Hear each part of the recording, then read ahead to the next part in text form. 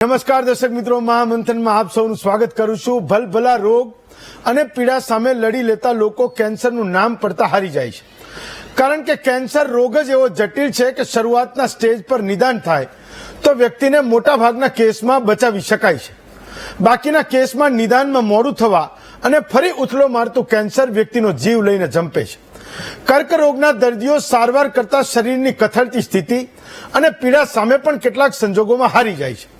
આજે અદ્યતન ટેકનોલોજી સાથે મોટાભાગના કેન્સર કેસના એ નિદાનમાં ત્રીજા અને ચોથા સ્ટેજમાંથી પણ દર્દીઓને ઉગારી લેવાના કિસ્સાઓ એ આજે સામાન્ય છે। જે દર્દીઓ મન મક્કમ રાખીને કેન્સર સામે બાજ ભીડવાની જીજીવિષા સેવે છે, એવો કેન્સર સામે જીતી પણ જાય છે। આજે કેન્સરની વાત એટલે કરવી છે કારણ કે પૂર્વ ક્રિકેટર નવજોતસિંહ સિદ્ધુએ પત્ની નવજોત કૌરે આયુર્વેદ અને ખૂબ જ કડક ડાયટથી ચોથા સ્ટેજનું બ્રેસ્ટ કેન્સર મટાડ્યું હોવાનો દાવો કર્યો છે। સિદ્ધુએ કહ્યું કે પત્નીના જીવતા રહેવાની સંભાવના ફક્ત 5% હતી, પણ લીમડો, આદુ, આમળા, અખરોટ જેવા આયુર્વેદિક તત્વોનું સેવન કરીને એમણે કેન્સરને મટાડી દીધું અને કેન્સરની સામે જંગ જીતી ગયા છે। પોતાના નિવેદનોથી ગુગલી ફેંકવા માટે પ્રખ્યાત સિદ્ધુના નિવેદનથી ભારત જ નહીં પણ સમગ્ર વિશ્વમાં એ બખેડો થયો છે। તબીબો સિદ્ધુના નિવેદનને વખોડી રહ્યા છે।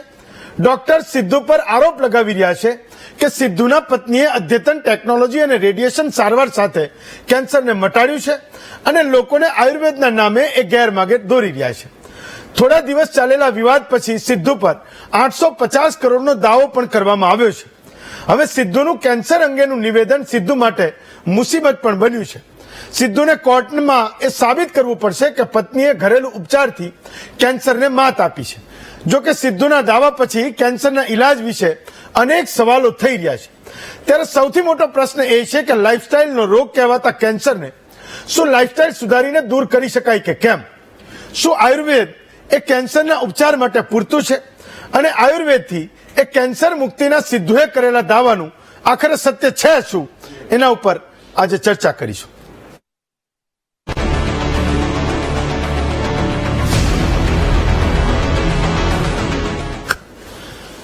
તો કેન્સર મટે કેવી રીતે એ બિલકુલ ચર્ચાનો વિષય નથી। આધુનિક વિજ્ઞાન અને પરંપરાગત ઔષધ વિજ્ઞાન એમાં ખૂબ લાગુ થયેલું છે, પણ જેના પરિવારમાં જીવથી વાલા સ્વજનને થાય એ કેન્સર એકવાર થઈ જાય તો મટે કેવી રીતે એ જાણવાનો વિષય તો છે જ। તો આજનું મહામંથન એ કોઈ આયુર્વેદની સામે એલોપેથીને અસર કે બે અસરની મોટી મોટી વાતો માટે નથી કે એલોપેથીની સામે આયુર્વેદ નાનું કે મોટું એ પણ ચર્ચવા માટે એ આજનું મહામંથન નથી। મેડિકલ ક્ષેત્રમાં એ હજારો ભેગધારીઓ પોતાના કુટુંબ કબીલાની ચિંતા કર્યા વગર એ વિશ્વમાં માનવજાત કેવી રીતે રોગમુક્ત બને એના માટે સંશોધનો કરે છે। તો આપણા વૈજ્ઞાનિકો એમના જીવનના તમામ મોજ શોખને મૂકીને એ નવી નવી શોધો કરે છે અને એનું પરિણામ એ છે કે આઝાદી વખતે દેશમાં સરેરાશ 40, 45, 50 વર્ષ જીવતો નાગરિક આજે 70 વર્ષ જીવે છે। જંગલો અને પર્વતોમાં એ રખડતા ભટકતા આપણા આયુર્વેદના જીવનદાતાઓ ભેગધારીઓ નવા નવા ઔષધિઓને શોધે છે। તો માણસને નર્વો રાખવા માટે એમણે પણ બલિદાનો આપ્યા છે। એ કદાચ ફેસબુક અને વોટ્સઅપમાં દિવસના કલાકો નહીં વિતાવતા હોય તો એ ભોગ આપી રહ્યા છે ને આપણે એમણે શોધેલી જડીબુટીઓથી કેટલાક રોગોમાંથી મુક્તિ પણ પામી રહ્યા છીએ। આ આજની હકીકત છે। તો ક્રિકેટર નવજોતસિંહ સિદ્ધુના એ દાવા પછી ઘણા બધા પ્રશ્નો ઉભા થયા છે કે કેન્સર ઘરે ખાવા પીવાથી મટી જાય છે। સિદ્ધુએ દાવો કર્યો કે એમના પત્ની જે પોતે પણ ડોક્ટર છે, એમનું ચોથા સ્ટેજનું બ્રેસ્ટ કેન્સર એ હળદર, લીમડો, લીંબુ, ડ્રાયફ્રૂટ્સ અને એવી ઘરેલું વસ્તુઓ એ ઉપયોગમાં લેવાથી એને કેન્સર મટ્યું છે। પણ નવજોત કૌરને કેન્સરમાંથી મુક્તિ માટે એમના ઉપર 2 મોટા ઓપરેશનો થયા છે, એટલે કે સર્જરી થઈ છે। એમની કિમોથેરાપી થઈ છે અને રેડિયેશન થેરાપી પણ થઈ છે। આ તમામ સારવાર એ આધુનિક વિજ્ઞાનને આભારી છે। આ બધું થયા પછી 40 દિવસમાં ખાનપાનથી કેન્સર મટ્યું એવો એ દાવો સિદ્ધુએ કર્યો છે। એ દાવા પર ઝારખંડ સિવિલ સોસાયટીએ સિદ્ધુ પર 850 કરોડનો દાવો પણ માંડી દીધો છે। તો આ દાવા અને પ્રતિદાવા વિશે તમને ખૂબ સવાલ હશે, એના જવાબો એ આજે આપણે મહામંથનમાં મેળવવાના છે।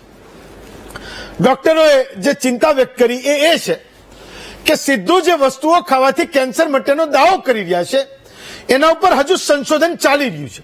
એ પુરવાર નથી થયું કે આવું ખાવાથી કેન્સર મટી શકે છે. તો ડોક્ટરોને એ પણ ડર છે કે સિદ્ધુના આવા દાવાથી લોકો ઘરે જ કેન્સરનો ઉપચાર શરૂ કરી દેશે અને એના ગંભીર પરિણામો એ આપણી સામે આવશે. આ ડોક્ટરોની એક ચિંતા છે. તો આજની ચર્ચા એ આપણે શરૂ કરીએ. સવાલ જવાબ જે તમારા છે એનો દોર શરૂ કરીએ. પહેલા ડોક્ટરોની સલાહ વગર કેન્સર ઘરે મટાડવાની જીજીવિષામાંથી એ આપણે બચવાનું છે. તો ઘરે ડોક્ટર નથી થવાનું. આપણે આજની ચર્ચામાં એ વાતનો કયાસ કાઢવાનો છે કે પ્રયત્ન કરવાનો છે કે આયુર્વેદમાં કેન્સરને લઈને જે ટ્રીટમેન્ટ ઉપલબ્ધ છે એનાથી કેન્સર મટે છે કે નહીં, અને મટે છે તો એ આયુર્વેદના કેવા નિષ્ણાતોની સલાહ લેવી જોઈએ. અને એ પણ ચર્ચવાનું છે કે જ્યારે આયુર્વેદ કોઈ રોગનો ઈલાજ કરે એવું કોઈ જાહેરમાં કહી દે, બોલે, એની સાથે તરત જ એના પુરાવા મંગાય છે. એ વાસ્તવમાં એ પુરાવા છે કે નહીં, એ સંશોધનો આપણી પાસે ઉપલબ્ધ છે કે નહીં, જે દાવો સાથે એવું કહી દે કે આ સ્ટેજનું કેન્સર એ આયુર્વેદ મટાડી દે છે. તો આજનો આપણો વિષય છે આયુર્વેદથી કેન્સર મુક્તિના સિદ્ધુના દાવાનું એ સત્ય છે શું. આપણી સાથે 5 વક્તાઓ છે. વૈદ્ય મહેન્દ્રસિંહ સરવૈયા છે, પોતે આયુર્વેદ નિષ્ણાત છે. કોરોનાના સમયમાં એમણે ખૂબ બધા લોકોનો એ ટ્રીટમેન્ટ કરી, લોકોને ઉકાળા પણ આપ્યા અને એ ઔષધિઓ પણ આપીને એના કારણે ઘણા બધા લોકો એ રોગ મુક્ત થયા. એની સાથે એની ટ્રીટમેન્ટની આડઅસર તરીકે જે મ્યુકરમાઇકોસિસ આવ્યો હતો એમાં પણ એમણે ઘણા બધા લોકોને સાજા કર્યા છે. એ વૈદ્ય મહેન્દ્રસિંહ સરવૈયા આજે આપણી સાથે છે. ડોક્ટર યોગેશ ગુપ્તા છે, સિનિયર ફિઝિશિયન છે. ડોક્ટર નીતિન સિંઘલ છે, સિનિયર કેન્સર અને રોબોટિક સર્જન છે. ડોક્ટર ભવદીપ ગણાત્રા છે, એ આયુર્વેદ કન્સલ્ટન્ટ છે. અને વૈદ્ય રાજેશ ઠક્કર છે, એ કેન્સર આયુર્વેદિક એ ચિકિત્સક છે. એ પણ આજે આપણને એ ઘણી બધી વાત એ કરવાના છે. તો સૌથી પહેલો સવાલ ડોક્ટર સિંઘલ હું તમને પૂછું છું કે જ્યારે ભાઈ ડોક્ટર સિંઘલ છે લાઈન પર? ઓકે ઓકે ડોક્ટર સિંઘલ, સૌથી પહેલો સવાલ તમને એ કરું છું કે જ્યારે સિદ્ધુએ એવું કીધું કે 40 દિવસમાં મારા પત્ની એ આના કારણે ખાવા પીવાના કારણે એ રોગ મુક્ત થયા છે, એના પછી ડોક્ટર્સ બહુ બધા એવા ટાટા મેમોરિયલના એ ડોક્ટર્સ પણ આજે સામે આવ્યા ને એમણે એવું કીધું કે જે ખાવાથી સિદ્ધુ દાવો કરી રહ્યા છે એ તમામ વસ્તુઓ આયુર્વેદિક વસ્તુઓ તો છે જ, એ વાત સાચી છે, પણ એ ખાવાથી એ રોગ મટી જાય છે એવું ક્યાંય હજુ પ્રૂવ નથી થયું. તો એના ઉપર સંશોધન ચાલી રહ્યું છે એવું કહે છે. મારે સમજવું છે કે એ દાવા પછી ડોક્ટર્સ બધા કેમ એ સિદ્ધુની સામે એ બંદૂક લઈને ઉભા રહ્યા કે આ તમે જે બોલો છો એ ખોટું બોલો છો, તમારે આને એ કોર્ટમાં પ્રૂવ કરવું પડશે. હા, ડોક્ટર સિંઘલ ભાઈ, ઓકે, વાર લાગશે? ઓકે, ચાલો. ડોક્ટર ગુપ્તા, આ સવાલ સેમ જે એમને કર્યું તો એ તમને કરું છું. નમસ્કાર હેમંતજી. પહેલા તો આજના ટાઈમમાં જયારે આ બધી ધમાલો ચાલી રહી છે ખ્યાતિની આ બધાની પોલિટિકલી, તમે આ મુદ્દો લીધો છે એ આપણા સમાજ માટે બહુ જ ઇમ્પોર્ટન્ટ મુદ્દો છે. જી સર. પહેલા તો હું શરૂઆત કરી દઉં, તમારા પ્રસ્તાવનાને થોડુંક એડ કરું છું. જી.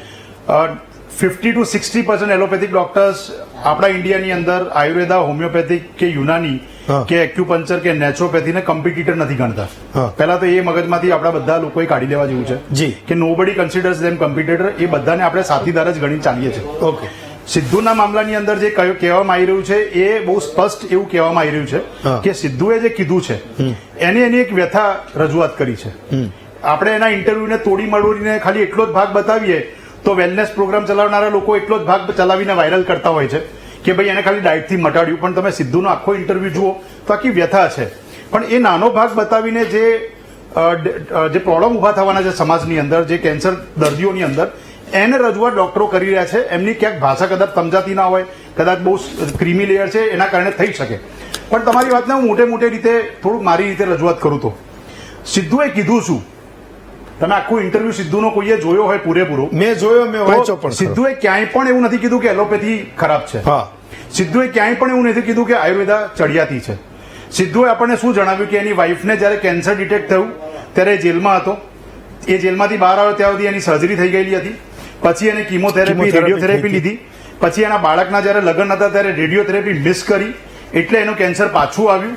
અને ત્યારે ડોક્ટરોએ જેટલા ડોક્ટરોને મળ્યો, કેન્સરના ડોક્ટર્સને, ઓન્કો સર્જન, ઓન્કો ફિઝિશિયન, અમેરિકાથી એના ભાઈબંધનો એક દીકરો આવ્યો તો એને મળ્યો, એ બધા એવું કીધું કે સર અબ ચાન્સ નહીં હૈ, 3% છે, 5% ચાન્સ છે, which is a common way of many of the onco surgeon, onco physicians એવું કહેતા હોય કે સાહેબ આ હવે 4th સ્ટેજનું થઈ ગયું, બહુ બધું પસરી ગયું છે, મેટાસ્ટેસિસ થઈ ગયું છે, અબ ચાન્સ નહીં હૈ.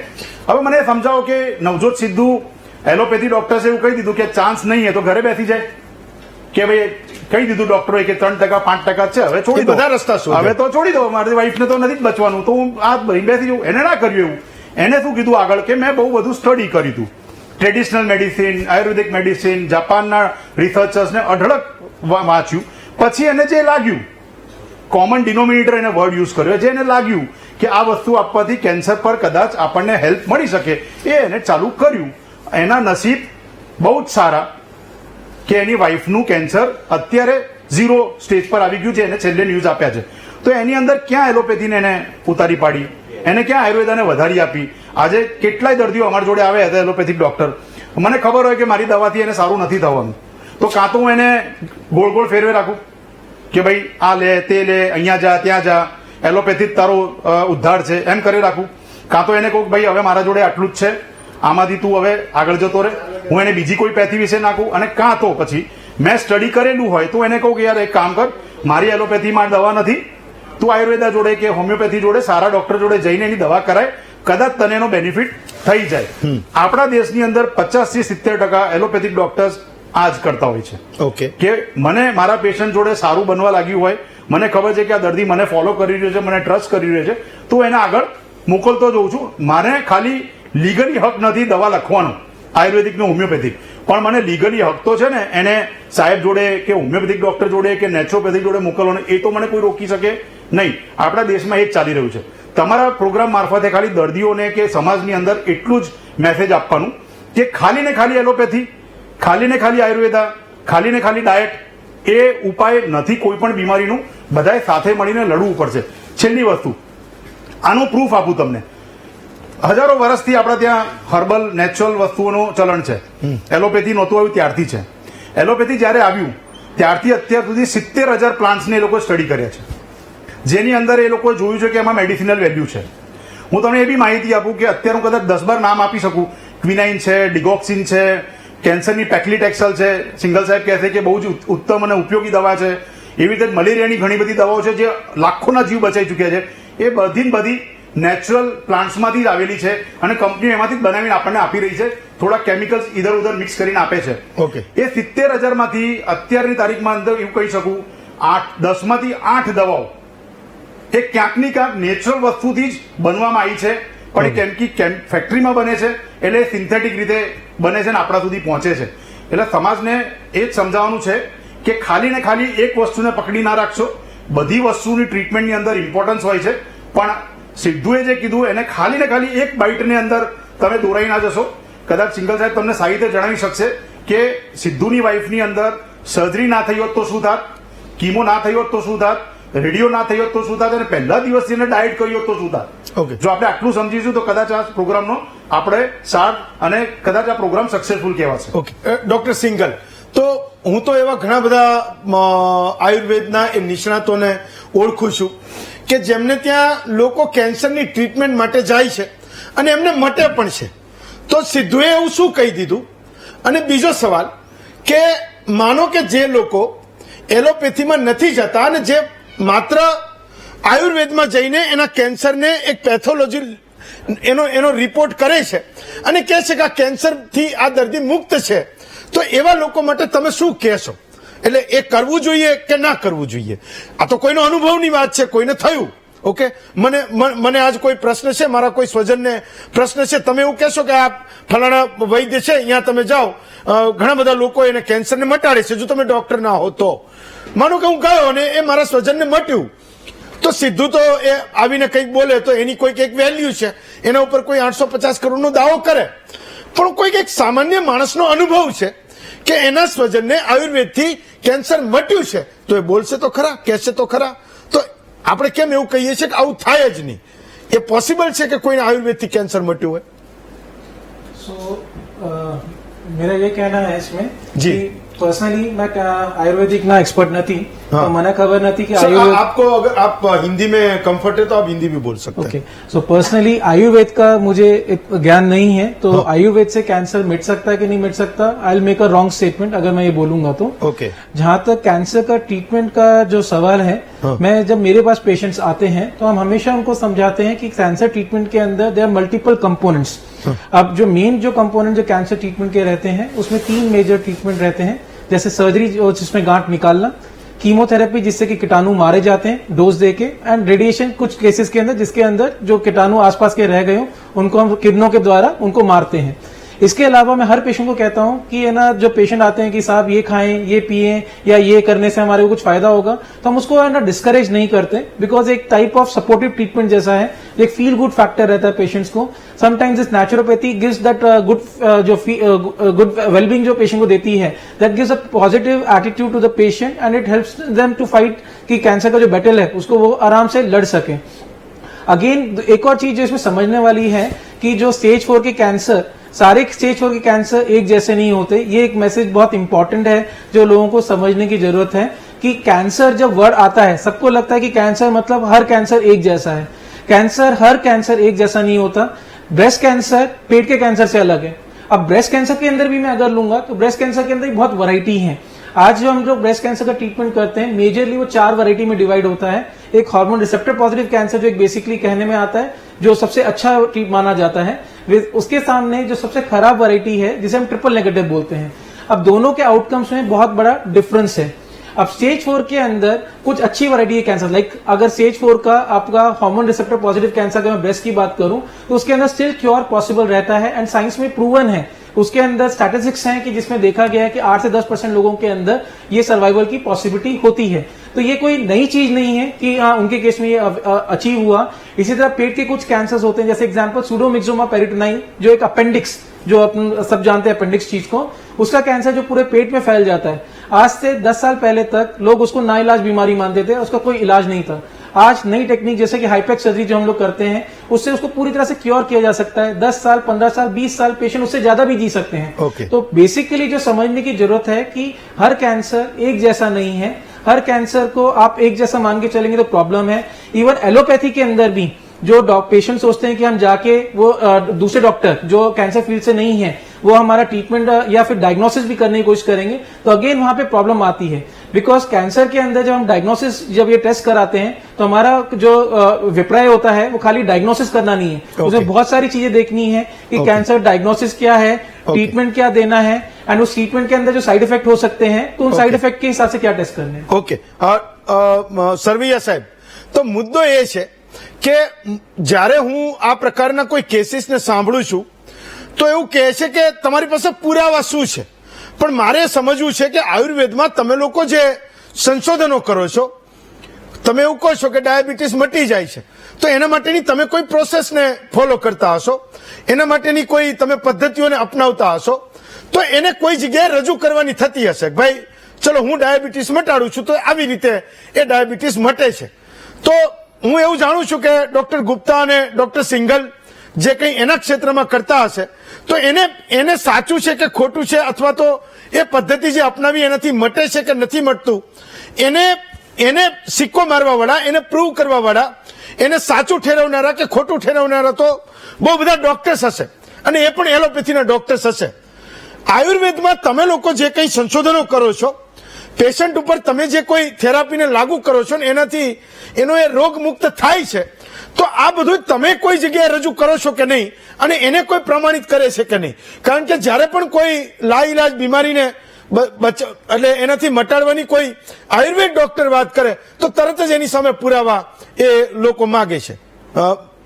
ડોક્ટર સરવૈયા જી, પહેલું તો સમગ્ર વીટીવી ગુજરાતી ટીમને અને આપ સૌને હું હૃદયથી અભિનંદન આપું છું કે અત્યારે કોઈ પરિવારમાં ઘરમાં કેન્સર જયારે નામ પડે ત્યારે આખા પરિવારનું આખું આર્થિક અને સામાજિક વ્યવસ્થાપન ખોરવાતું હોય, અને આવી રીતે પરિવારને બચાવવા માટે અને એક સાચા ડોક્ટરો, સાચી પેનલ આપે ભેગી કરી જે બહુ ઉપયોગી કાર્ય છે એટલે અભિનંદન। બીજું, ડોક્ટર ગુપ્તા સાહેબ, ડોક્ટર સિંગલ સાહેબ પ્રતિનિધિત્વ કરે છે એલોપેથી સાયન્સનું, અને હું મારો અનુભવ કહું, મારે જેટલા આયુર્વેદમાં મિત્રો છે એના કરતા ડબલ મિત્રો એલોપેથી સાયન્સમાં છે, બંને ડોક્ટરનો સાર એવાયો કે એલોપેથી એકબીજાના કોમ્પિટેટર નથી, બંનેના એકબીજાના પૂરક છે, એકબીજાના સાથુ છે. ત્યારે આપણા દેશની પોતાની પદ્ધતિ છે, આપણે ભગવાન તરફ સુશ્રુત અને વાગ્ભટ જન્મંત્રીના આપણે વારસદાર છે. એ સાહેબ હોય કે હું હોય, આપણે એના પદ્ધતિના વારસદાર છીએ. ત્યારે આયુર્વેદને વિશ્વના પ્રત્યેક વ્યક્તિ સુધી પહોંચાડવું એ દરેક એલોપેથી આયુર્વેદને મારો તમારો દરેક લોકોનો રાષ્ટ્રધર્મ છે.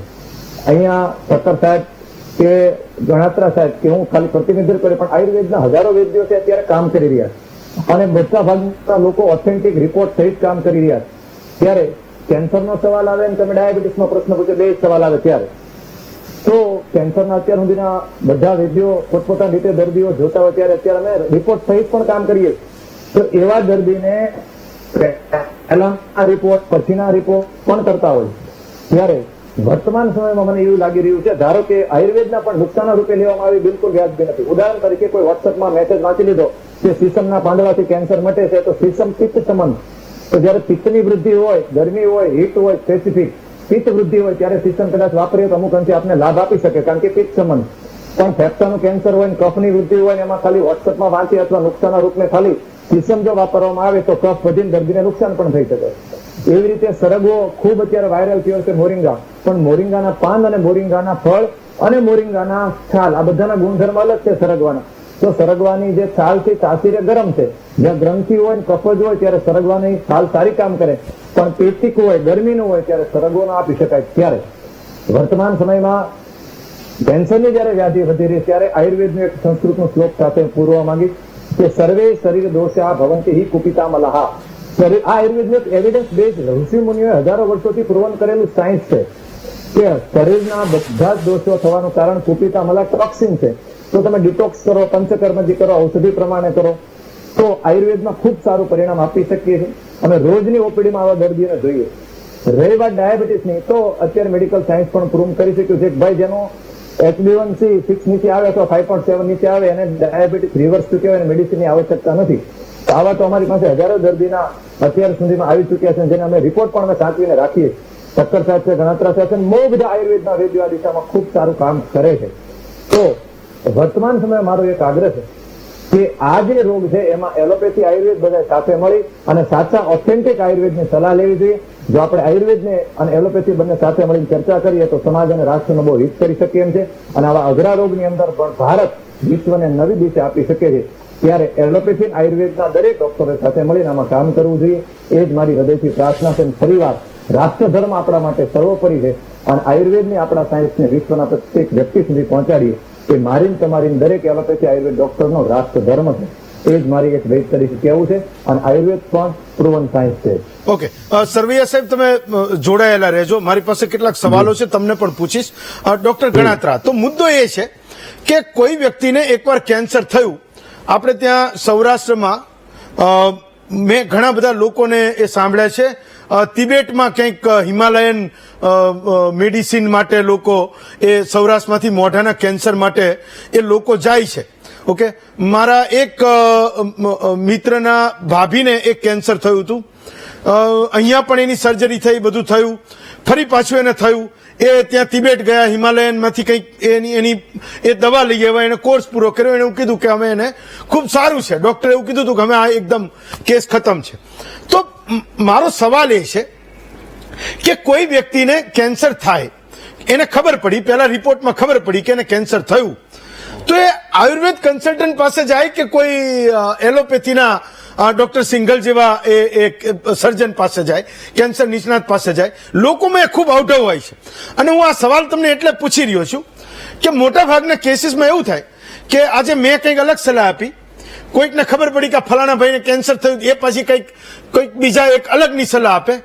એ કોઈકે આયુર્વેદ કીધું, કોઈએ એલોપેથી કીધું, કોઈએ એલોપેથીમાં 3 ડોક્ટરના નામ આપ્યા, કોઈકે આયુર્વેદમાં ગુજરાત, ભારત અને એ વિશ્વના કોઈ ડોક્ટરના નામ આપ્યા, કોઈકે હોમિયોપેથી કીધું. તો સૌથી પહેલો સવાલ એ છે કે એના રિપોર્ટમાં એકવાર પ્રૂવ થાય કે એને કેન્સર થયું છે, તો એ માણસનું સૌથી પહેલું પગથિયું, એને સૌથી પહેલું સ્ટેપ જે કરવાનું થાય, શું કરવાનું થાય? ચોક્કસ હેમંતભાઈ, આ વાત આપણે દર્શકોને જણાવી બહુ જ જરૂરી છે. જ્યારે કોઈ પણ રોગનું ડાયગ્નોસિસ થાય છે કે ભાઈ આ જ રોગ છે એવું નિશ્ચિતીકરણ થાય છે, એ નિશ્ચિતીકરણ કરવામાં પણ ઘણા બધા ડોક્ટરોની ભૂમિકા હોય છે કે એને જે લક્ષણો થાય છે તો કયા કયા રિપોર્ટ્સ કરાવવા અને રિપોર્ટ્સ જે આવતા હોય છે એનું ઇન્ટરપ્રિટેશન અને સૌથી અગત્યનું અત્યારે લોકોને રિપોર્ટ ઉપર આંધળો ભરોસો થવા માંડ્યો છે એટલે ઘણી વખત ડોક્ટર એને સમજાવતા હોય એ આયુર્વેદ ડોક્ટર હોય કે એલોપેથી ડોક્ટર હોય કે ભાઈ આ રિપોર્ટમાં તારા થોડાક પોઈન્ટ્સ વધારે આવે છે પણ આ ગંભીર બાબત નથી કારણ કે clinically you are doing good તો આપણે આને ઓબ્ઝર્વ કરીશું ઘણી વખત દવાની પણ જરૂર નથી હોતી પણ પેશન્ટ દર્દીએ અત્યારે જાગૃત થવાની એ જરૂર છે કે રિપોર્ટ એ એક એડિશનલ ટૂલ છે તમને ડાયગ્નોસિસ કરવાનું કે તમને તકલીફ શું થઈ છે હવે એને કોઈ પણ રોગનું ડાયગ્નોસિસ થયું કે ભાઈ કોઈ વ્યક્તિને કેન્સર થયું હવે હેમંતભાઈ એ વ્યક્તિ અને હવે વ્યક્તિને જયારે કેન્સર શબ્દ આવે ને આ શબ્દ બહુ ભારે છે તમારે કોઈએ હોમ લોન લીધી હોય કોઈએ કાર લોન લીધી હોય અને બેંકમાંથી ઈએમઆઈ કપાય તો આ બહુ સરળ લાગે પણ જો બેંકનો માણસ ઘેર આવીને ઉઘરાણી કરવા આવ્યો છે જો બેંકમાં સોફ્ટલી કપાઈ જાય છે પૈસા તો વાંધો નથી પણ ઘેર કોઈક ઉઘરાણી કરવા આવે તો એની જે સ્થિતિ હોય છે વાત આવી છે ઘણા બધા કેન્સર શરૂઆતના સ્ટેજમાં સરળતાથી મટે એવા હોય છે દર્દીની પોતાની ઇમ્યુનિટી એ સૌથી પહેલો જંગ ખેલવાનો શરૂ કરે છે કોઈ પણ રોગની સામે એટલે એ કેન્સરનું ડાયગ્નોઝ થયેલો દર્દી અને એનો પરિવાર આ બધા ભેગા થઈને એમની શ્રદ્ધાનું કોમન બિંદુ ક્યાં અટકે છે ને ત્યાં આ વાત પહોંચતી હોય છે એટલે ઘણા બધા અમારા પેશન્ટ સૌથી પહેલા આયુર્વેદ પાસે પણ આવતા હોય છે અને એલોપેથી ડોક્ટર પાસે જઈને પણ આવતા હોય છે એટલે આ જે સ્કોપ છે આ દાયરો છે એ પેશન્ટની શ્રદ્ધા પહેલા ક્યાં છે એના ઉપર છે આ વાતની સાથે હેમંતભાઈ આપણે એક વાતને અત્યારે સમજવાની છે કે થોડાક દાયકાઓ પહેલા કોઈ પણ ડોક્ટરે કોઈ દર્દીને એવું કીધું હોય કે તમારે આ ટ્રીટમેન્ટની જરૂર છે કે સર્જરી કરવાની જરૂર છે કે આટલા ઇન્જેક્શન લેવા પડશે તો એ આંખો બંધ કરીને સાહેબ તમે જેમ કહો એમ તમે અમારા માટે ભગવાન તમારું વાક્ય અમારા માટે બ્રહ્મ વાક્ય અત્યારે હેમંતભાઈ શું સ્થિતિ છે આપણા સમાજની સરેરાશ સ્થિતિને આપણે સમજવી જરૂરી છે જ્યારે કોઈ એક વ્યક્તિ કોઈ ડોક્ટર પાસે જાય છે એક સ્પેશિયાલિટી સુપર સ્પેશિયાલિટી પાસે જાય છે એને કોઈકનો રેફરન્સ છે એટલે જાય છે મતલબ એને વિશ્વાસનો એક એમાં સંભાવના દેખાય છે હવે એ ડોક્ટરની સલાહ પછી સેકન્ડ ઓપિનિયન થર્ડ ઓપિનિયન અને ફાઇનલ ઓપિનિયન એ જ સુપર સ્પેશિયાલિટીના બીજા 2-3 ડોક્ટરો પાસે ખરાઈ કરાવે છે કે મને ખરેખર આવી ટ્રીટમેન્ટની જરૂર છે મને ખરેખર આવી સર્જરીની જરૂર છે મને જે કહેવામાં આવ્યું કે તાત્કાલિક કરવું પડશે નહીતર આખી સ્થિતિ ગંભીર થઈ જશે શું ખરેખર સ્થિતિ ગંભીર થાય એવી છે તો આજે સમાજ સ્વસ્થ રહેવા માંગે છે પણ એને દર્દીને છે ને એટલા આશ્વાસનની જરૂર હોય છે કે તમે દર્દીની પડખે ઉભા છો એ આયુર્વેદ ડોક્ટર છે કે એલોપેથી ડોક્ટર છે આપણા આયુર્વેદમાં આપણા બધાના દાદા પરદાદાઓ જયારે જીવતા હતા ત્યારે એમના લાઈફમાં હેલ્થના ચેલેન્જીસ આવ્યા હશે ને માંદા પડ્યા હશે ને એ વખતે જે વૈદ હશે જે રાજવૈદ હશે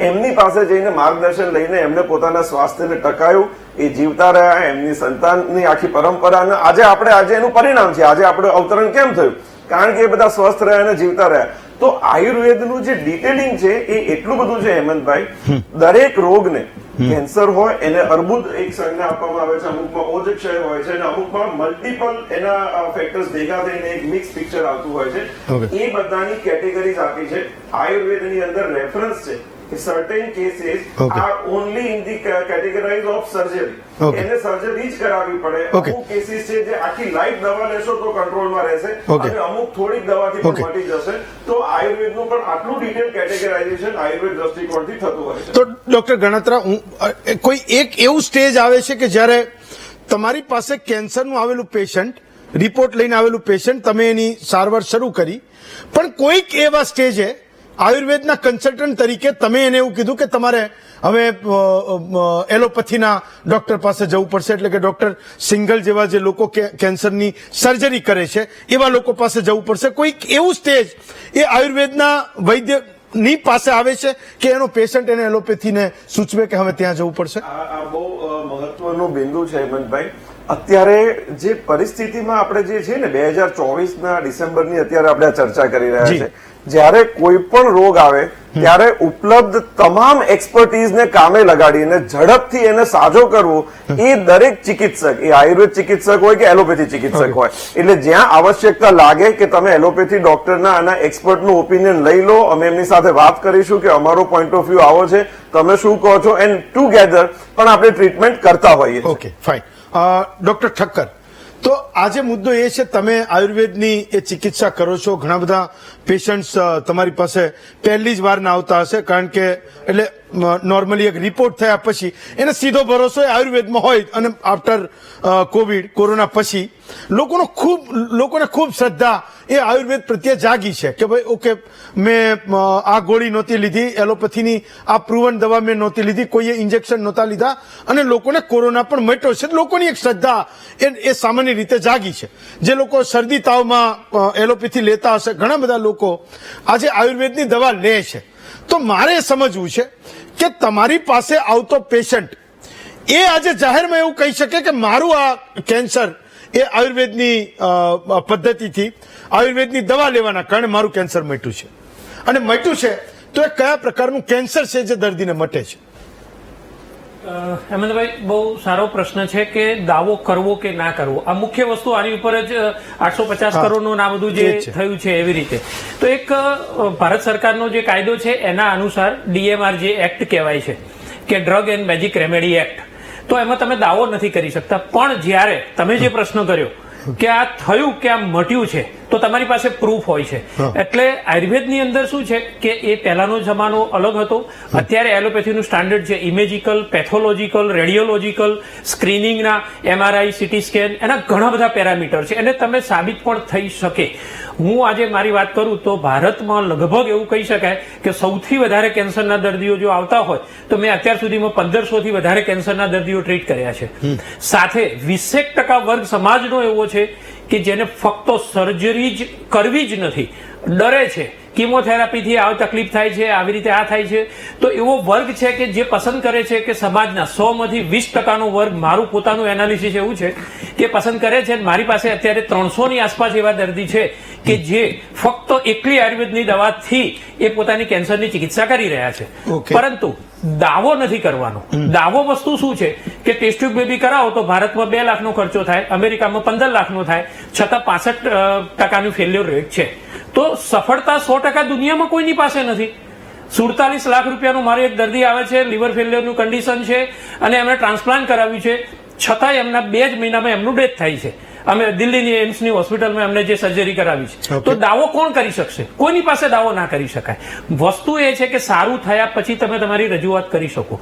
કેન્સરમાં વધારે આગળ વાત કરીએ તો બ્લડ કેન્સરના 3 પ્રકાર છે. લ્યુકેમિયા આવશે, લિમ્ફોમા આવશે, માયલોમા આવશે. તો જે સિંગલ સાહેબ છે, ગુપ્તા સાહેબ છે, એમને ખબર છે કે બ્લડ કેન્સરની આખી પેરામીટર અલગ છે. એવી રીતે બીજા બોડીના ઓર્ગન થાય. તો મેં અત્યાર સુધીમાં શરીરના 52 અંગોના કેન્સરને હું ટ્રીટ કરી રહ્યો છું. અત્યારે 7 વાગે આવતા પહેલા પણ છત્તીસગઢથી એક દર્દી આવ્યું હતું, CA વેજાઇના હતું, CA વુલ્વા હતું, મલ્ટિપલ મેટાસ્ટેસિસ હતું, લંગમાં ગયું છે, ઓસ્ટિયોબ્લાસ્ટ એટલે સ્કેલેટોનમાં ગયું છે, મલ્ટિપલ થયું એટલે 4થું સ્ટેજ થયું. 20% હાર્ટનું પમ્પિંગ છે. તમારે સર્જરી થાય એવી નથી. 3 જગ્યાએ ગાંઠ છે, તમે ક્યાં સર્જરી કરશો? ટાર્ગેટેડ રેડિયેશન થેરાપી થઈ શકે એવું નથી. ક્રિએટિનિન જે કહેવાય કે કિડની ફેલ થઈ છે, એટલે તમે કીમોથેરાપી આપી શકતા નથી. તો આ દર્દી શું કરશે? આ પ્રશ્ન અહીંયા બહુ મોટો આવે છે ઘણા બધા એવા દર્દીઓનો, કેમ કે વાસ્તવિકતાનો મેં સામનો કર્યો છે. દરરોજ હું 10 થી 15 કેસ ટેકલ કરું છું. તો આ જયારે સામનો થાય છે ત્યારે ખબર પડે છે કે એકલી આયુર્વેદ ચિકિત્સાથી એમને સારા કરી, જે કહેવાય કે આપણે એને રાહત આપી શકીએ છીએ, પણ કેટલા સમયમાં થઈ જશે એ કહેવા એક્ઝેક્ટ કેવું એ શક્ય નથી. તમે જે કહી રહ્યા છો કે પેશન્ટને સર્જરી કરાવી જ નથી હોતી કારણ કે ડરે છે, અને કેટલાક હોય કે શક્ય પણ નથી. સર્જરી પણ શક્ય ના હોય, શક્ય નથી. એ મામલો તો એલોપેથિક આયુર્વેદ કોઈ પણ માટે શક્ય નથી. તો એના માટે તો એને એ જે દવા ઉપલબ્ધ છે એ દવા જ આપવાની છે. પણ મારો સવાલ એ છે કે તમે જોઈ રહ્યા છો કે એને એલોપેથીમાં આ ટ્રીટમેન્ટ એની અવેલેબલ છે, પણ પેશન્ટ ડરે છે કે મારે સર્જરી નથી કરાવી, તો શું થાય? હા, એટલા માટે છે એનું એનાલિસિસ થાય. હું એમને કહું છું કે તમે 2 કે 3 એલોપેથીના ઓપિનિયન લો, મલ્ટિપલ ઓપિનિયન લો. આયુર્વેદમાં પણ તમારે ઓપિનિયન લેવો હોય તો લેવાનો. પણ મારી પાસે જે આવનાર છે અમે ક્યાંય જાહેરાત નથી કરેલી. ફક્ત ને ફક્ત જૂના પેશન્ટ જે છે એ એને રિફર કરીને મોકલે છે. એ સિંગાપુર વાળા હોય તો હૈદરાબાદમાંથી આવે, અમેરિકાથી આવે. 350 પેશન્ટ મારી પાસે અમેરિકાના છે. હું DM કાર્ડિયોલોજીસ્ટના પત્નીની પણ વાત કરી શકું છું, એ પણ પેશન્ટ તરીકે છે. એક સર્જન છે, હમણાં જ બિહારથી એક કેસ હતો અને ફોન આવ્યો હતો બિહારના ઓપ્થેમિક સર્જન છે કે સાહેબ તમારું નામ સાંભળ્યું છે અને તમે એક ઓપ્શન છે અને આવી રીતે કરી શકો છો, તો આપણે એમને સારી જિંદગી, ક્વોલિટી ઓફ લાઈફ શબ્દ વાપરું છું, બરાબર છે, એને ટ્રીટ આપણે મટાડી શકીએ એવી વાત નથી કરતા, પણ એમને સારું કરી શકીએ. એમની પીડા આટલું ભયંકર થ્રોબિંગ પેઇન થાય છે, મોર્ફિનના પેચ મૂક્યા છે, અફીણમાંથી બનતી દવા, બરાબર છે, છતાંય રાહત નથી. પણ એમને અમારી દવાથી રાહત થતી હોય તો એ લેવી જોઈએ. વેદ અને વિજ્ઞાનને ભેગા કરવા જોઈએ, મારું આવું કેવું છે. બે વિજ્ઞાન ખાલી એકલું જે દાવો થયો કે ખાવા પીવાની વસ્તુથી આ થઈ જાય, તો આયુર્વેદ એ નથી સ્વીકારતું. આયુર્વેદ બહુ મોટું ચિકિત્સા વિજ્ઞાન છે, એટલી મોટી રસ વિદ્યા છે, ઔષધિઓની વિદ્યા છે, પંચકર્મ છે, અનેક એવી વસ્તુઓ છે, તો એ એક્સપર્ટાઇઝ માંગે છે. ઓકે, સરવૈયા સાહેબ, તો મારો તો આજનો સવાલ જ એ છે કે દાવો કેમ નથી થઈ શકતો? તો માનો કે કોઈ એલોપેથીનો ડોક્ટર એવું કે મેં કેન્સર મટાડ્યું, તો એને તો કોઈ પડકારતું નથી કે ભાઈ 850 કરોડનો દાવો તમારા ઉપર ઠોકીશ કારણ કે તમે એવો દાવો કરો છો કે તમે કેન્સર મટાડી દીધું. આયુર્વેદ આટલા વર્ષો જૂનું જો કોઈ એક આપણી ચિકિત્સા પદ્ધતિ છે, આપણા વડવાઓ એને અપનાવતા આવ્યા છે, એમાં વિજ્ઞાન ભળ્યું ને આપણે ઘણા બધા સાજા થઈ રહ્યા છીએ, પણ એ દાવો કેમ નથી થઈ શકતો હું એ સમજવા માંગુ છું. જ્યારે એ દાવો થઈ શકશે તો એ લોકો એને એકદમ નક્કરતાથી માનતા થશે કે ચલો મારો આ રોગ છે, મારે અહીંયા નથી જવું, મારે અહીંયા જવું છે. ડોક્ટર સરવૈયા સાહેબ. હેમંતભાઈ, આપણે બહુ સરસ પ્રશ્ન પૂછ્યો કે આયુર્વેદમાં આપણે દાવો કેમ થઈ શકતો નથી. ત્યારે આ ચર્ચામાં ઠક્કર સાહેબે, ગણાત્રા સાહેબે, સિંગલ સાહેબ, ગુપ્તા સાહેબ ચર્ચા છે એનો સાર એ આવ્યો કે ભાઈ એલોપેથી સાયન્સ પણ ઘણા કેસમાં દાવો નથી કરી શકતું, આયુર્વેદ સાયન્સ પણ નથી કરી શકતું. એમાં DMR એક્ટ આપને લાગુ પડે છે, એટલે લોકો એનાથી બીતા હોય અને ડોક્ટરો માટે એની કારકિર્દી મહત્વપૂર્ણ કોઈ આવા કેસ કબાડામાં પડવા ન માંગતા, એટલે લોકો જાહેરમાં આવીને બોલતા. અને સૌથી મોટો પ્રશ્ન એક આ. બીજો પ્રશ્ન કે સાયન્સ એને કહેવાય કે જે રિઝલ્ટ આપે, જે ચિકિત્સા એને કહેવાય દર્દીને સારું કરે. તો ધારો કે કોવિડ કાળની અંદર કેટલા બધા આયુર્વેદના ચિકિત્સકોના કેટલા સારા સારા અનુભવ છે જેની પાસે રિપોર્ટ છે, પ્રૂફ છે. પણ ધારો કે પ્રૂફ સાબિત કરવા જાય તો એનું પેરામીટર, આયુર્વેદના પેરામીટર અગ્નિનું છે, વાયુનું છે, સામનું છે, નિરામનું છે, દોષ, દુષ્ય, ધાતુ, આ પેરામીટર એલોપેથી સાયન્સ પ્રમાણે બેસવાના ક્યારેય નથી. એટલે મેં આ વિવાદ પછી કેટલાય બધા નેશનલ, ઇન્ટરનેશનલ લેવલના લોકોના ઇન્ટરવ્યુ મેં એલોપેથી સાયન્સના ડોક્ટરનો સાંભળ્યા. મારા કેટલા બધા મિત્રો સાથે મારે એલોપેથી સાયન્સના ચર્ચા થઈ. તો બધાને એક નીચોડે તો તમે એને પ્રૂફ આપો, એવિડન્સ બેઝ આપો. તો એ આયુર્વેદનો એવિડન્સ બેઝ અલગ છે. તો એમાં કરવું એક જ મુદ્દો પડે કે દર્દીને રાહત થવી જોઈએ એક, અને વર્તમાન સમયમાં આયુર્વેદની જે ચિકિત્સક હવે અત્યારે થઈ રહ્યા છે એવિડન્સ બેઝ ઉપર પણ કામ કરી રહ્યા છે. ઉદાહરણ તરીકે ડાયાબિટીસ. તો અત્યારે ભારતનો સૌથી મોટો પ્રશ્ન છે NCD, non communicable disease, diabetes, BP, cholesterol, thyroid. તો એવા આયુર્વેદના ઘણા બધા ચિકિત્સકો પહેલા પછી જેનું HbA1c 10 આવતું હોય, 5-10 વર્ષથી દવા લેતા હોય, આયુર્વેદ સારવારથી એનું 2 મહિના, 3 મહિના, 4 મહિના 5.7 નીચે આવ્યું. તો દુનિયાના કોઈ પણ વ્યક્તિને રેગ્યુલર દવા ખાવાનો શોખ નથી. એક પણ કોઈ પણ ડોક્ટર હોય કે દર્દી હોય, કોઈને શોખ નથી. તો એને આ રીતે તમે લાવી શકો છો. તો ઘણા બધા રિપોર્ટ એવા છે જેમાં આપણે લાવી શકીએ છીએ, ઘણા બધામાં દર્દીને રાહત આપી શકે. ધારો કે દર શુક્રવારે અમારી કેન્સરની ઓપીડી હોય, દમણિયા સાહેબ ગુનાની અંદર, ઠક્કર સાહેબ ગુના, હજારો આયુર્વેદના ચિકિત્સકો ભારત અને વિશ્વમાં કામ કરે છે. તો એ બધા અત્યારે ઉદાહરણ તરીકે લંગ્સ કેન્સર છે, તો લંગ્સ કેન્સરમાં મારી પાસે અત્યારે 3 થી 4 તો એવા દર્દીના રિપોર્ટ છે કે જેને પહેલાની ગાંઠ મોટી હોય પછી ઓછી થઈ હોય અને દર્દીને અઠવાડિયા 10 દીમાં રાહત થઈ હોય. અને આવી રીતે ઓરલ કેન્સર છે, એવા બધા અમે રિપોર્ટ અત્યારે કલેક્શન કરીએ છીએ. તેમાં દર્દીને સિમ્ટોમેટિક રિલીફ મળે, રિપોર્ટમાં રાહત થાય. પણ આ ડ્રગ્સ એન્ડ કોસ્મેટિક રેમેડી એક્ટના કારણે કોઈ પણ ચિકિત્સક પોતાની ચિકિત્સાના વ્યવસાયમાં આક્ષેપ ન થાય એટલે આવા દાવા કરતા નથી. પણ આયુર્વેદ ને એલોપેથીના રાષ્ટ્રવાદી સરકાર અને બધા લોકો, તમારી જેવા સારા લોકો ભેગા થાય, આપણે એક ટેબલ ઉપર બધા બેઠીએ અને ચર્ચા કરીએ કે ભાઈ સમાજ અને રાષ્ટ્રના હિતમાં લોકોનું ભલું કેમાં થાય એમ છે, તો ખૂબ મોટું કામ થઈ શકે છે. મારી પાસે અત્યારે સંપર્કમાં ઘણા બધા એલોપેથી ડોક્ટરના મિત્રો જેનું સલાહ લેતો હોય, અને મને જ્યારે જરૂર આવશ્યકતા લાગે ત્યારે બેઝિઝક દર્દીના હિત માટે હું એલોપેથી પણ મોકલતો હોય. એટલે આ 2-3 મુદ્દાને ધ્યાનમાં લખી તો આવનારા સમયમાં બહુ મોટું કામ છે કેમ છે. સરવૈયા સાહેબ, એક સવાલ મને એ થાય છે કે તમે એવું કહો છો કે શુક્રવારે તમે કેન્સરની ઓપીડી લો છો, તો તમારે ત્યાં જે કેન્સરનો પેશન્ટ આવે છે એ રિપોર્ટ તો લઈને આવતો હશે, પણ શું એ પહેલા એલોપેથીને અપનાવીને તમારી પાસે આવે છે કે એની શ્રદ્ધા છે કે મારે આયુર્વેદથી કેન્સરને મટાડવું છે એટલે એ સીધો આયુર્વેદ નિષ્ણાત પાસે આવે છે? હું એ સમજવા માંગુ છું, હું લોકોના એ ટ્રેન્ડને સમજવા માંગુ છું. જી, એમાં બહુ સરસ પ્રશ્ન પૂછ્યો. એમાં 2 પ્રકારના દર્દી હોય.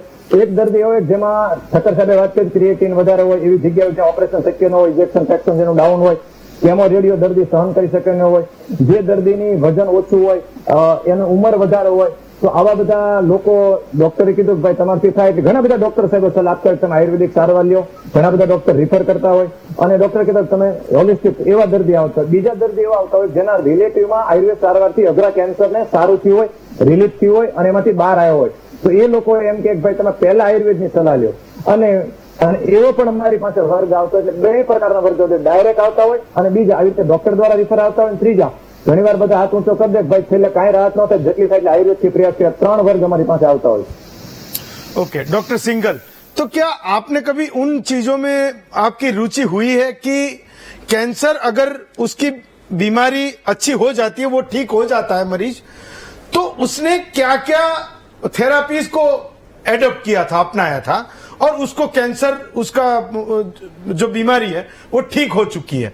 मैं एलोपैथी के अलावा की जो थेरापीज अवेलेबल है मैं उसकी बात कर रहा हूं. क्या आपका कोई इस बारे में आपकी रुचि कभी बढ़ी है, आपने कुछ उसके बारे में पढ़ा है, जाना है, सोचा है, कि उस बारे में बताइए. आपने बहुत अच्छा सवाल पूछा.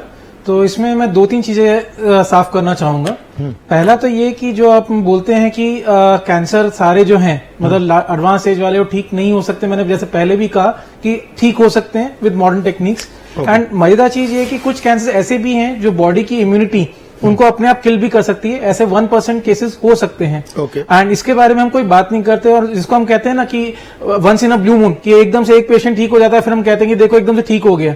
बट उसको हम ऐसा प्रमाण नहीं लेके चल सकते कि बाकी सारे पेशेंट्स के लिए कि देखो एक ठीक हो गया तो बाकी सबके अंदर ऐसा वो एप्लीकेबल हो जाएगा. इसलिए हम कभी ये नहीं कहते 100%, भी से कि 99% अगर नहीं ठीक हो रहा है, कोई 1% तो हो भी सकता है उसके अंदर.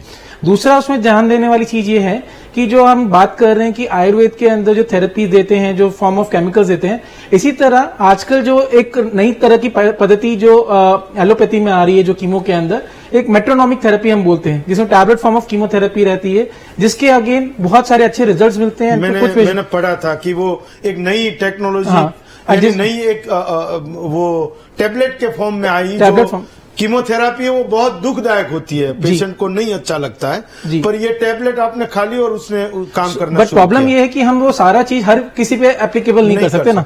अब आप रिसर्च जब हम बात करते हैं एलोपैथी एंड कैंसर की या किसी भी चीज की, it is back by research. हमारे पास काफी सारे नंबर्स हैं. अनफॉर्चुनेटली मैं एलोपैथी का लिटरेचर जब ये होम्योपैथी का लिटरेचर सर्च करने की कोशिश करता हूं तो वो लिटरेचर इतना स्ट्रांग नहीं है. We don't have enough numbers की मैं ये बोल सकूं कॉन्फिडेंस के साथ पेशेंट को कि ये कर सकते हैं. हाँ, हालांकि मैं जरूर चाहता हूं कि जब मैं जैसे टाटा में जब मैं पढ़ रहा था तो हम इस तरह के रिसर्चेस करते हैं वहां पे, जहां पे कि नहीं जैसे हल्दी का जो एक वो टैबलेट्स का एक वो चला था कि उससे कैंसर के अंदर फायदा हो सकता है. तो इस तरह की चीजें करते हैं हम लोग कि हम भी चाहते हैं कि कुछ इस तरह की थेरेपी से आगे आने वाले टाइम के अंदर जो अनडिस्कवर्ड है उसको डिस्कवर किया जा सके.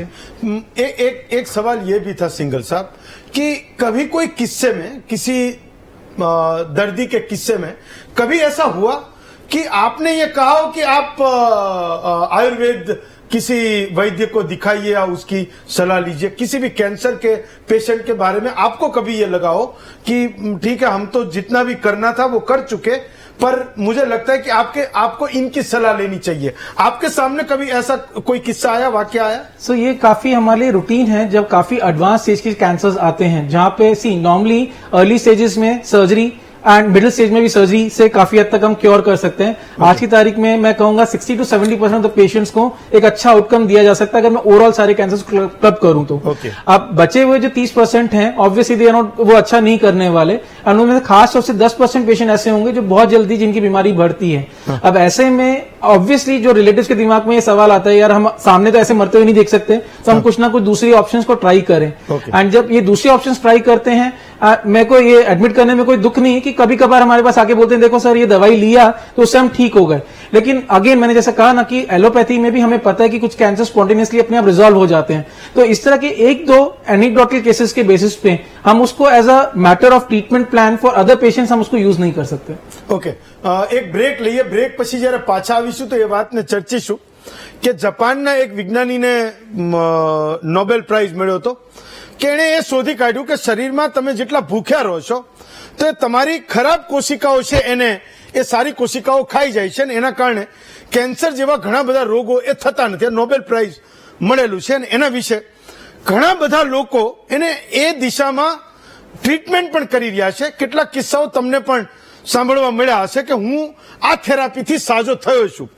તો હવે વાદ વિવાદ હોઈ શકે, કોઈ દાવો ના કરી શકે, પણ કોઈનો અનુભવ છે તો છે. આપણે કેટલાક કિસ્સાઓમાં માનવું પડે કે કોઈ નથી ગોળી ગળી, પણ જે કંઈક પરંપરાગત કંઈક હતું કોઈએ અત્યારે એને રીડિસ્કવર કર્યું અને એ વ્યક્તિ, એ દર્દી એ સાજો પણ થયો. ક્યારેક દર્દી તમને કહેશે, ક્યારેક કોઈક એના સગા પણ કહેશે. આ સવાલને પૂછીશું, એક બ્રેક લઈએ, બ્રેક પછી પાછા આવીએ. પેશાબનું મહામંથનમાં ડોક્ટર ગુપ્તા, તો બ્રેક પહેલા જતા પહેલા જે એક વાત મારા મનમાં હતી ને લોકો પણ એ જાણવા માંગે છે. સરવૈયા સાહેબ ઓટોફાગીનું નામ લીધું તો હસી રહ્યા છે કે આજે તમે બાઉન્સર ઉપર બાઉન્સર ફેંકી રહ્યા છો. ડોક્ટર ગુપ્તા, એક સવાલ એ હતો કે લંઘનમ પરમ ઔષધમ એવું આપણે ત્યાં કહે છે. તો વર્ષોથી આપણા વડવાઓ એવું કહેતા કે એમ કે ભૂખ્યા રહો તમે તો એનાથી મોટી કોઈ દવા જ નથી એમ. અને 2016માં જાપાનીઝ એક સંશોધકને એનો નોબેલ પણ મળ્યો, એને પ્રૂવ કરી બતાવ્યું. એટલે એને એના રિસર્ચ પેપર ને બધું મૂક્યું છે. નોબેલ ક્યારે મળે એ મારા દર્શકોને પણ સમજાવવાની જરૂર નથી.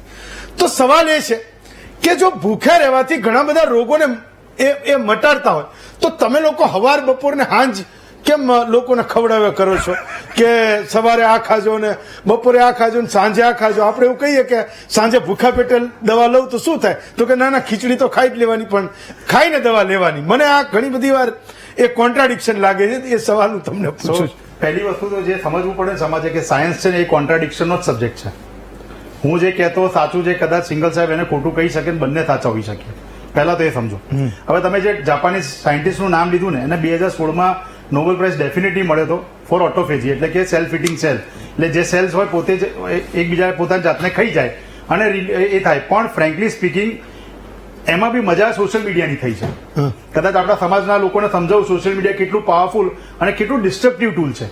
2022માં ઇન્ડિયાના કોઈ ફેસબુક વાળાએ એ જાપાનીઝ સાયન્ટિસ્ટને ક્લેમ કરતો એવું લખી દીધું કે એને નોબેલ પ્રાઇઝ મળ્યું છે ઓટોફેજી માટે અને એનાથી કેન્સર દૂર થઈ શકે. આ ક્લેમ ઇન્ડિયન ફેસબુક પર થયેલો અને એના પછી વારે ઘડીએ વાયરલ થયો. છેવટે એ જે સાયન્ટિસ્ટ કામ કરે છે ને એની સંસ્થાએ લખ્યું કે આને કેન્સર જોડે કોઈ નિસ્બત જ નથી. ઓટોફેજી એ આપણા બોડીનું રૂટીન પ્રોસેસ છે રિન્યુઅલ અને રિવાઇવલ માટેનું. આપણે જ્યારથી જન્મ્યા ત્યારથી સેલ્સથી બનેલા છીએ આપણે, બરોબર? એ સેલ્સ મરે અને પછી એ સેલ્સને હું કઈ બોડીને પડી ના રહેવા દે, એને પોતે ખાઈ જાય અને પછી નવા સેલ્સ બને. એની અંદર સંશોધન થઈ શકે કેન્સર માટેનું, એ જુદી વસ્તુ છે. પણ એ નોબેલ પ્રાઇઝ એને કેન્સર માટે તો નહોતું જ મળ્યું. શું એટલા માટે કહું છું, જે વસ્તુ મેં કીધી એ કે આખો જે જમાનો સોશિયલ મીડિયાનો છે. અત્યારે બી સિદ્ધુનું તમે ટ્વિટર હેન્ડલ ઓપન કરો ને તો નીચે હજારોમાં સંખ્યામાં એવું લખી કાઢ્યું છે કે એલોપેથિક ડોક્ટરો ફાર્મા કંપની જોડે જોડાયેલા છે એટલે 825 કરોડનો, અરે ભાઈ 850 કરોડનો દાવો ડોક્ટરે નથી માંડ્યો, સિવિલ સોસાયટી માંડ્યો છે. એને શોધો કોણ છે, અમાર સુધી ના આવશો. અમે ખાલી એટલું કહી રહ્યા છીએ કે સાથે મળીને ફાઇટ કરવા જેવું છે. પણ ખાલી ને ખાલી ડાયટ, સોરી, જો એવું જોત ને તો જે ડાયટ નવજોત સિદ્ધુએ આપ્યું છે ને એ ડાયટ આપણા દેશના 9% લોકો દરરોજ ખાય છે. તો એમને કેન્સર જ ના થવું જોઈએ, બરોબર? તો prevention is better than cure. તો બધા આ ડાયટ બે જ પેજ છે, એને ફોલો કરી લો તો કેન્સરની વાત જ પતી ગઈ, બરોબર? પણ જે પહેલું મેસેજ આપ્યું તો છેલ્લે આપું છું, સાથે મળીને કામ કરવું પડશે. સાહેબે કીધું એ પ્રમાણે નહીં ચાલે કે એમના જોડે ઘણા એલોપેથિક ડોક્ટર્સ છે જે એમના જોડે આયુર્વેદની દવા કરાવવા આવે છે. મારા જોડે આયુર્વેદિક ડોક્ટર્સ છે જે મારા જોડે એલોપેથીની દવા કરાવવા આવે છે. પણ એમને જરૂર પડી મારા જોડે આવ્યા, એ એમનો હક છે. પણ એ પુરવાર નથી કરતો કે હું સારો છું કે એ સારા છે. સાથે મળીને કામ કરીશું તો થશે. છેલ્લી વસ્તુ સરવૈયા સાહેબને કહીશ કે ખાલી ને ખાલી આપણે ઇન્ડિયન નેશનલિઝમની વાત કરીને છે ને આયુર્વેદને વધારવાની કોશિશ કરીશું ને તો દુનિયામાં આપણને કોઈ નહીં પહોંચી વળે. પણ આપણે એને સાયન્સ તરફ લઈ જ જવો પડશે, એવિડન્સ આપવા જ પડશે, આપણે એ ચોપડાઓ ઓપન કરવા જ પડશે અને સ્ટ્રિન્જન્ટ એવિડન્સ આપવા પડશે. એલોપેથી આખું સાયન્સ સ્ટ્રિન્જન્ટ એવિડન્સ પર ચાલે છે અને એટલે જ સ્વીકારે છે કે એમની દવાઓથી નુકસાન થાય છે, એમની દવાઓથી લોકો મરે છે, એમની દવાઓ ફેલ થાય છે, એવું સ્વીકારનારું એક જ સાયન્સ છે. જો એટલું આપણે સમજીશું ને તો એમ નહીં કહી શકીએ કે આયુર્વેદાની અંદર એક્સપેરિમેન્ટ કે એવિડન્સ આપણે નહીં આપી શકીએ, એવું નહીં. આપણે કરવું પડશે તો જ આપણે આ વસ્તુને સાયન્ટિફિક રીતે આગળ લઈ જઈ શકીશું. ઓકે, સરવૈયા સાહેબ, એક સવાલ એ હતો કે 2016માં અમને નોબેલ મળ્યું એ પહેલા તમે તમારા પેશન્ટને મહિનો ભૂખા રાખીને મારી નાખો છો. તો લોકોને એ જાણવું છે કે એ ભૂખ્યા રહે એના કારણે એના શરીરમાં એ આયુર્વેદના આધારે થાય છે શું? અને એના કારણે ઘણા બધા પેશન્ટ એ બચી જાય છે એવું આપણે ત્યાં એ અનુભવો પણ ઘણા બધા લોકો કહે છે. તો શું થાય છે એવું કે લોકો ભૂખા રહે અને એ મોટા મોટા રોગને એ મટાડી દે છે, જે આજના સમયમાં બહુ મુશ્કેલ કામ છે. લંઘનમ પરમ ઔષધમ બોલ્યા સંસ્કૃત એટલે વેદ તરીકે આમ એક શેર લોહી ચડી જાય. અને ગુપ્તા સાહેબે જે સરસ મજાની વાત કરી એટલે ખૂબ આનંદ થયો. અને જયારે લંઘનની વાત આવે એટલે પછી સમાજને એક માન્યતા એવી આવી જાય કે વેદ હોય એટલે દર્દીને ભૂખ્યા રહીને ટાળી દે, એટલે વેદ પાસે ન જવાય. પણ વાસ્તવિક દ્રષ્ટિ એવું નથી હોતું. અમારી પાસે જયારે દુર્બલ્ય દુબળા દર્દી આવતા હોય, જેનું વજન ઓછું હોય, જેને નબળાઈ હોય, અગ્નિ સારો હોય, તો અમે એને રાબ અને શીરો પણ ખવડાવતા હોઈએ. પણ જેના શરીરમાં નકામી ચરબી છે, તો આયુર્વેદમાં આપણા ઋષિ મુનિઓએ મેદોવર સ્રોતસને શુદ્ધ કરવા માટે અને સોલિયમ કાર્શિયમ રસ નિમિત્ત જમ કરી કે રસ જાતથી નિમિત્ત છે તેની રિવર્સિબલ પ્રોસેસ કરીને શરીરમાં રહેલી નકામી ચરબીમાંથી એનર્જી ટ્રાન્સફોર્મેશન થાય અને એના કારણે દર્દીને નબળાઈ ન લાગે. એટલે મહર્ષિ ચરકે જે ફાધર ઓફ મેડિસિન કહેવામાં આવે એમને કીધું કે બળ અધિષ્ઠાન આરોગ્યમ, આરોગ્યનું અધિષ્ઠાન દર્દીનું બળ છે. કોઈ પણ દર્દીને તમે ટ્રીટમેન્ટ કરો છો અને દર્દીને નબળાઈ આવે છે તે પ્રોબ્લેમ છે.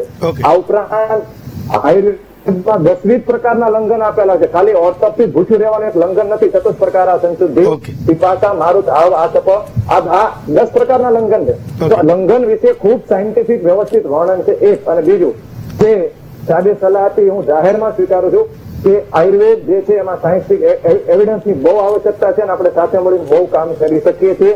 અને બીજું આપણે દરેકને ગૌરવ પણ છે કે આપણી ભારતની આવી સારી પદ્ધતિ આપણા ઋષિ મુનિઓ દઈને ગયા છે. અંતે મારે એક જ કહેવાનું કે આપણે બધે સાથે મળી અને આપણા દેશ માટે, રાષ્ટ્રીય હિત માટે અને દરેક પદ્ધતિ સાથે મળી આયુર્વેદમાં વધારે કઈ રીતે એલોપેથી સાથે મળીને કામ કરી શકીએ એ દિશામાં કામ થવું જોઈએ. પરિવાર સિંગલ સાહેબ, ગુપ્તા સાહેબ ને આયુર્વેદના પેનલોનો દરેકે ખૂબ સરસ ડિબેટ છે અને આપને પણ અભિનંદન કે આવું સરસ મજાનું આયોજન કર્યું સમાજ અને લોકોના હિતમાં. ઓકે, ગણાત્રા સાહેબ, લાસ્ટ 30 સેકન્ડ. ગણાત્રા સાહેબ. ઓકે, આ જે લંઘનની વાત કરી, યત્કિંચિત લાઘવ કર દે લંઘન, ભૂખ્યા રહેવાની વાત નથી હોતી. એ સંતર્પણ જનિત વ્યાધિ એટલે શરીરની અંદર બધું ભેગું થવાની જયારે ટેન્ડન્સી બની હોય ખાઈને પણ ખાવાની તૃપ્તતા એટલે પેલી ઈચ્છાઓ થાય ને એ લોકોની વાત છે. કેટલા બધા પ્રિસ્ક્રિપ્શનમાં શીરો, સુખડી, મોહનથાળ, ઘેર બનાવેલી દેશી મીઠાઈ આપવી પડતી હોય છે. એટલે અહીંયા બધાનું સૂર એટલો જ આવે છે, કોઈ પણ ડિસીઝ આવે ને એટલે ચિકિત્સકની આવશ્યકતા છે, જાતે ट्रीटमेंट न થઈ શકે. सिंगल साहब, लास्ट 30 सेकंड. सो हेमंत भाई, ये जो सवाल आपने पूछा ना, ये काफी कॉमन सवाल है जो पेशेंट आके हमसे पूछते हैं. उसका कंसेप्ट क्या आया कि लोगों को लगता है कि कैंसर सेल्स फास्ट ग्रो कर रहे हैं, तो अगर एनर्जी नहीं देंगे तो कैंसर सेल्स अपने आप मर जाएंगे.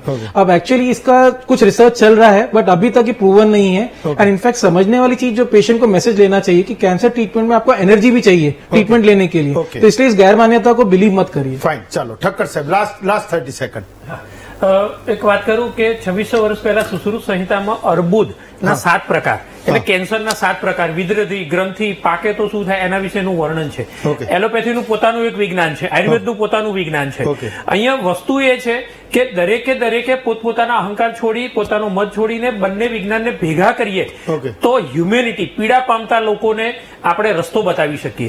વસ્તુ એ છે કે ફક્ત ને ફક્ત જ્યારે પણ આયુર્વેદ કેન્દ્રમાં આવે ને તો એને તરત જ દાવો ઠોકવામાં આવે છે કે તમે આટલું કેટલું કર્યું. આજે એવું આવ્યું કે મલ્ટી ડ્રગ રેઝિસ્ટન્સને કારણે એન્ટીબાયોટિકની છે તો 49 લાખ લોકોના મોત થાય છે. તો આની જ વસ્તુ આયુર્વેદમાં ઘણું બધું એવું થાય, દરેક રોગની અંદર, કેન્સરમાં પણ આ થઈ શકે.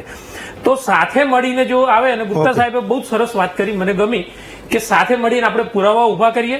મૂળ વસ્તુ છે પીડા પામતી મનુષ્ય જાતિને રોગોમાંથી બહાર કાઢવાનું. તો આયુર્વેદને અને એલોપેથીને બંનેને સાથે બેસવાની. ન આયુર્વેદ એલોપેથીને નીચું સમજે, ન એલોપેથી આયુર્વેદને નીચું સમજે, બંને સમાન સમજે તો આપણે બહુ સરસ વિજ્ઞાન તરીકે, એક ચિકિત્સા પદ્ધતિ તરીકે આયુર્વેદને પણ કરી શકીએ. તો ગંભીર રોગોમાં આ વૈદરાજોનો એટલે એને કન્સલ્ટેશનની ફી જાજી મળતી હોય ને એને પેશન્ટ જાજા મળે તોય વાંધો નહીં, અને આ ડોક્ટરોનો જે એને પેશન્ટ જાજા મળે અને એમની હોસ્પિટલ મોટી થાય તોય વાંધો નહીં. પણ ઘરે બેઠા એ ગંભીર રોગોમાં આપણે ક્યારેય ડોક્ટર ના થવું, એ વૈદરાજ ના થવું, જે પણ ચિકિત્સા પદ્ધતિમાં આપણને પોતાને બિલીફ હોય કે આપણા સ્વજન સારા થશે, આપણે સારા થઈશું, એ સલાહ એ જરૂર લેવી. પછી એ ના વિચારવું કે આવડા બધા ધંધો કરીને બહુ મોટા થઈ ગયા ને એમની હોસ્પિટલો બધી બહુ માળની થઈ ગઈ. ક્યારેક આવું બધું વિચારવામાં પણ એ માણસનો એ જીવ જતો હોય છે. અને ઘરે બેઠા ડોક્ટર ના થવું, વૈદરાજ ના થવું, એ આજની આ ચર્ચાની ફળશ્રુતિ છે. હું એવું સમજુ છું કે દરેક લોકો એવું કીધું કે યોગ્ય વ્યક્તિની સલાહ લેવી, તમને જ્યાં ઠીક લાગે, તમને જ્યાં ભરોસો બેસે, જ્યાં વિજ્ઞાને પ્રૂવ કરેલું હોય કે હા મટે છે, જ્યાં કોઈનો અનુભવ હોય કે હા મટે છે, તો ત્યાં જવું ને જવું જ, જાતે ડોક્ટર ન બનવું. Doctor Yogesh Gupta, doctor single સાહેબ, ડોક્ટર ભવદીપ ગણાત્રા, વૈદ રાજેશભાઈ અને વૈદ મહેન્દ્રસિંહ સરવૈયા, પાંચે પાંચ વક્તાઓનો ખૂબ ખૂબ આભાર માનું છું. આવતીકાલે આપના વધુ એક મુદ્દા સાથે ફરી મળીશું. આજે રજા આપશો.